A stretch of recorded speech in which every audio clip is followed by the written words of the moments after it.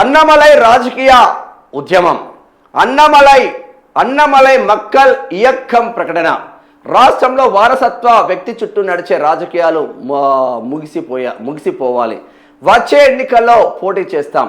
Tamil Nadu BJP మాజీ chief Annamalai. ఈయన వాస్తవంగా అన్నమలై చెప్పినట్టు గనుక భారతీయ జనతా పార్టీ ఉండుంటే మొన్న జరిగిన ఎలక్షన్లలో ఈ జంజీ యువత అంటే ద్రవిడ సంప్రదాయాలను విరుద్ధంగా పుట్టిన యువత, బొట్టు పెట్టుకునే యువత కావచ్చు, ఆ ద్రవిడ సంప్రదాయం అంటే నచ్చని యువత కావచ్చు, అందరూ కూడా మినిమంలో మినిమం హాఫ్ బీజేపీకి వచ్చేది, ఒక 40% బీజేపీకి వస్తే 60% వరకు ఆల్మోస్ట్ ఆల్ యువత అనేది ఇక్కడ విజయ్ పార్టీకి వెళ్ళేదన్న చర్చ జరిగింది. కాకపోతే అన్నమలై ఆలోచించింది వేరు, బీజేపీ కేంద్ర ప్రభుత్వం కేంద్రంలో ఉన్న పెద్దలు ఆలోచించింది వేరు.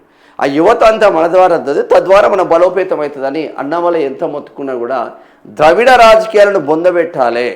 ఇక్కడ బీఆర్ఎస్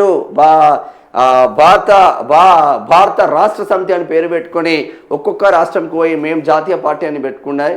అందులోంచి ఇక్కడ తెలంగాణలో వీళ్ళని బొందబెట్టాలంటే బండి సంజయ్ని తీసేసి తద్వారా కాంగ్రెస్కు మేలు జరిగింది. తద్వారా ఓ విధంగా చెప్పాలంటే భారతీయ జనతా పార్టీ రేవంత్ రెడ్డిని ఎక్కించినట్టున్నది ఇలా తెలంగాణ రాష్ట్రంలో.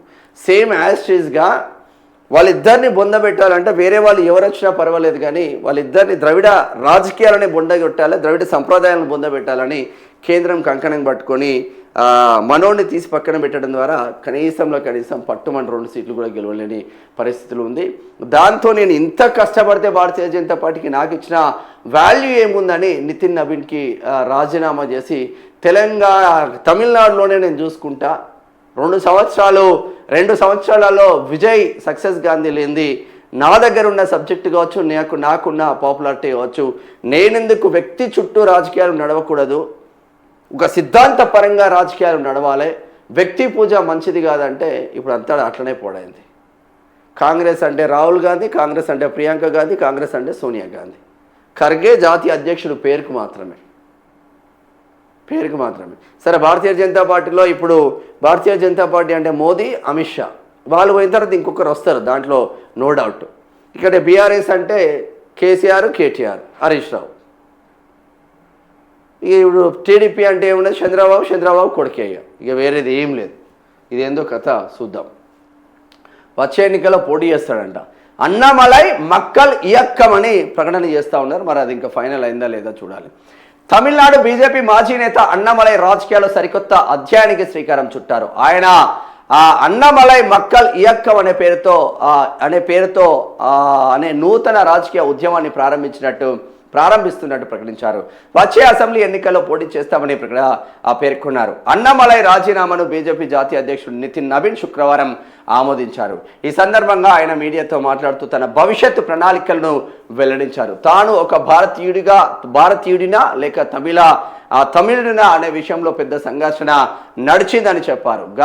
గతేడాది డిసెంబర్ 4న రాజీనామా చేయబోతున్నట్లు పార్టీకి చెప్పానని, అయితే ఎన్నికలు ముగిసిన తర్వాత వెళ్లాలని పార్టీ నన్ను కోరిందని ఆయన వివరించారు. సమాజంలో ఒక సానుకూల మార్పు కోసమే తాను బీజేపీలో చేరానని, ఇప్పుడు కొత్త రాజకీయ వేదికను నిర్మించాల్సిన సమయం ఆసన్నమైందని వ్యాఖ్యానించారు. ఈ రాజకీయ ఉద్యమంలో సమాజంలోని అన్ని వర్గాల ప్రజలు పాల్గొనేలా ప్రోత్సహిస్తామన్నారు. అంతేకాకుండా మరికొంతమంది నిపుణులతో పార్టీలో చేరేలా చూస్తామని ఆయన తెలిపారు. తమిళనాడులో కుటుంబ పాలన, వ్యక్తుల చుట్టూ తిరిగే రాజకీయాలకు స్వస్తి పలికి సాధారణ పౌరుడే కేంద్రంగా సాగే సరికొత్త పారదర్శక రాజకీయ వ్యవస్థను తీసుకురావడమే తన ప్రధాన లక్ష్యమని అన్నమలై స్పష్టం చేశారు. ఈ ఉద్యమంలో తాను ఒక సాధారణ పౌరుడిగా, చీఫ్ సర్వెంట్గా సేవలు అందిస్తానని ఆయన ప్రకటించారు. 47,000 మంది చేరిక, వామ్మో మంచిగానే ఉంది మనోనికి పట్టు. తమ ఉద్యమానికి వీదా లీడర్ అనే పేరు పెట్టినట్టు అన్నమలై స్పష్టం చేశారు. కోయంబత్తూర్ కేంద్రంగా పనిచేసే APJ Abdul Kalam centre for ethics and politics అనేది ఒక ఉద్యమంలో ఒక విభాగంగా పనిచేస్తుందని వెల్లడించారు. తాము పిలుపునిచ్చిన కొద్దిసేపటికే 47,000 మందికి పైగా ప్రజలు ఈ ఉద్యమంలో చేరారని ఆయన పేర్కొన్నారు. రాష్ట్ర అభివృద్ధి కోసం అందుబాటులో ఉన్న అన్ని రకాల ప్రతిభను ఉపయోగించుకోవాలని, అది సాధ్యం కావాలంటే మన రాజకీయ వ్యాకరణాన్ని సంస్కృతిని మార్చాలని పిలుపునిచ్చారు. రెవల్ నేతలను బుజ్జగిస్తున్న దిది, అది పశ్చిమ బెంగాల్కు సంబంధించింది. సరే, ఏది ఏమైనప్పటికీ అన్నామలై అయితే ఇది బీజేపీకి నష్టమే అంటున్నారు చాలామంది ఎక్స్పర్ట్స్.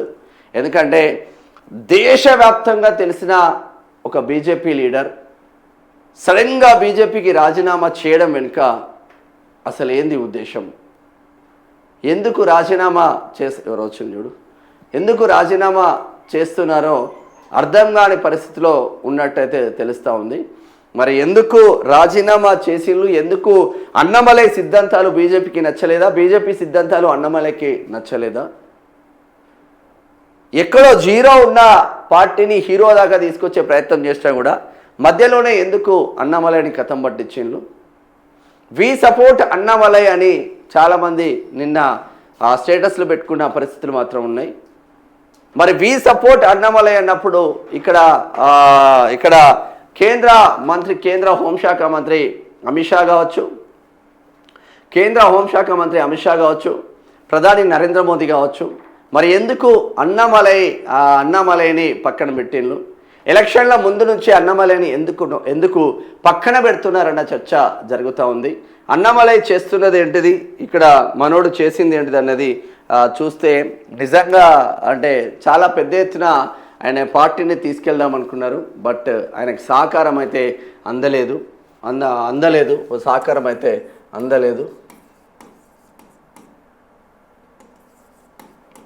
ఇది అన్నామలై ఒకవైపు అయితే బీజేపీ ఒకవైపు.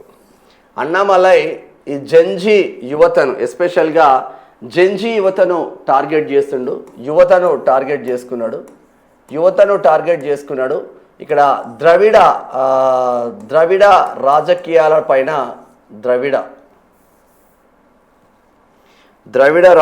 పైన ఫోకస్ అయితే పెట్టిండ్రు.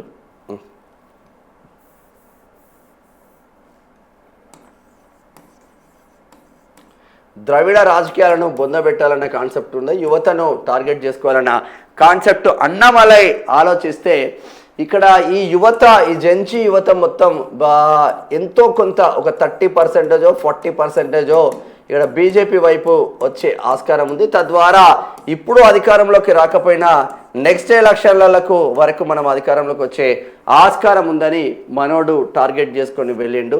ఈ డిఎంకేకు ఇటు డిఎంకే కావచ్చు, ఇటు అన్నా డిఎంకే కావచ్చు, ఏఐడిఎంకే, ఈ రెండు పార్టీలకు వ్యతిరేకంగా మనం పనిచేయాలి. తద్వారా మనల్ని భారతీయ జనతా పార్టీగా మనల్ని నమ్ముతారని మనం అనుకున్నారు. కాకపోతే ఇక్కడ బీజేపీ ఏం చేసింది, ఇప్పుడు డిఎంకే 5 సంవత్సరాలు, డిఎంకే 5 సంవత్సరాలు, ఏఐడిఎంకే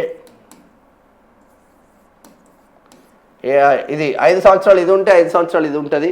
ఇది కంప్లీట్గా ద్రవిడ రాజకీయాల వైపే ఉంటుంది. హిందువులకు కంప్లీట్గా వ్యతిరేకంగానే ఉంటారు.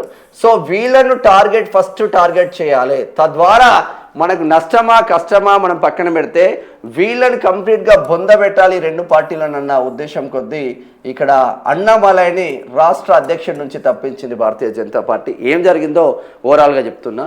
భారతీయ జనతా పార్టీ తప్పించింది. తద్వారా డిఎంకేను బొందబెట్టినట్టయింది, అన్నా డిఎంకేని బొందబెట్టినట్టయింది. టీవీకే 108 స్థానాలలో గెలిచి జబర్దస్త్గా ముందుకెళ్ళిన నేపథ్యం మాత్రం ఉంది. తద్వారా ఈ రెండు పార్టీలకు చెక్ పెట్టింది భారతీయ జనతా పార్టీ అన్న చర్చ తమిళనాడు రాష్ట్రంతో పాటు దేశవ్యాప్తంగా జరిగింది. మరి అన్నామలై ఉండడం ద్వారా ఏం సాధించేది అంటే మినిమం ఒక 30 సీట్లన్నా సాధించేదన్న చర్చ తమిళనాడు రాష్ట్రంలో జరుగుతుంది. 30 సీట్లతో అధికారంలోకి వస్తుందా అంటే అధికారంలోకి రాదు. అందు గురించి మనకు 30 సీట్లు రాకుండా పర్వాలేదు, కానీ ద్రవిడ సాంప్రదాయాలను, ద్రవిడ రాజకీయాలను బొందబెట్టాలన్న ఉద్దేశం కొద్దీ ఇక్కడ మోదీ కావచ్చు, అమిత్ షా కావచ్చు, అమిత్ షా ఇక్కడ వీళ్ళు కట్టర్ హిందువులే కాబట్టి పర్ఫెక్ట్ ప్లాన్తోనే ముందుకెళ్ళిళ్ళు. తద్వారా అన్నమలైకి ఇక్కడ మైనస్ అయింది. ఇంత కష్టపడుతున్న అన్నమలైనే మనం వాల్యూ ఇవ్వకపోతే మనవాడు మనకే వాల్యూ ఇవ్వకపోతే ఎందుకు అని చెప్పేసి అన్నమలై మనసు నొచ్చుకొని రిజైన్ చేస్తా అని చెప్పేసి రిజైన్ చేసిండు. ఇక్కడ 30 సీట్లు 20 సీట్లు 30 సీట్లు రావడం ద్వారా మళ్ళా డిఎంకేనో అన్నా డిఎంకేనో ఇక్కడ అధికారంలోకి వచ్చేదని అమిత్ షా మోడీ చేస్తున్న ఇంటర్నల్గా సర్వే చేసుకున్న నేపథ్యం మాత్రం ఉంది. తద్వారా ఇక్కడ వీళ్ళిద్దరిని వీళ్ళిద్దరు ఒకవేళ మనం స్ట్రాంగ్ అయితే వీళ్ళలో మళ్ళీ ఎవరో ఒకరు, ఒకవేళ డిఎంకే అధికారంలో ఉంది కాబట్టి అన్నా డిఎంకే వచ్చే ఆస్కారం ఉంటుంది. మళ్ళా ద్రవిడ రాజకీయాలే కదా, మళ్ళా వాడొస్తే వీడొస్తే వాడే కదా. సో వీళ్ళిద్దరిని బొందబెట్టాలంటే మనం సైలెంట్గా ఉంటే టీవీకే విజయం సాధిస్తుంది. జెన్జీ యువత ఎస్పెషల్గానే ఇప్పుడు ఇవాళ విజయ్ గెలిచిందంటే యువత 100కు 100 మంది యువత మొత్తం ఇక్కడ టీవీకే పార్టీకి మద్దతు తెలిపిండ్రు. తద్వారా భారతీయ జనతా పార్టీకి తీవ్ర నష్టం జరిగింది. భారతీయ జనతా పార్టీకి తీవ్ర నష్టం జరిగింది.